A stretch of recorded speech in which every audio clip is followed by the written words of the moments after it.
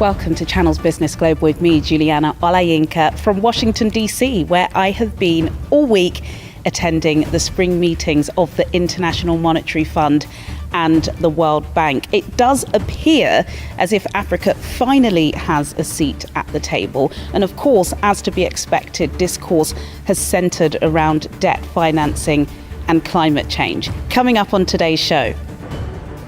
But we are looking also to the space of the continent in the real sector. We can also be able to export labor from Africa to Western countries. Distributed solar energy is the fastest, most affordable way to get people connected to basic energy services. Of course, communication was also very key, and it has to also be sequenced. And I know that at the outset, there was concern that one was not saying enough, but there was a strategy to that.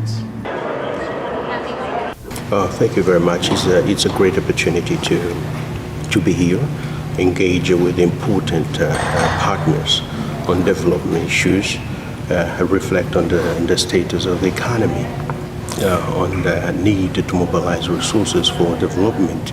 As a sovereign wealth fund, we not only focus our portfolio investing in securities, but we are looking also to the space of the continent in the real sector, in areas where we can impact into the life of people, whether in agriculture, whether in the healthcare sector, whether in the industry. We have a portfolio spread across the continent in hospitality, in mining, and in ICT. And in Angola, we are focused on forestry, on healthcare, on agribusiness, particularly on animal protein, back to production of grain. And we are also focusing into cash crops, particularly exporting production of avocado for exports.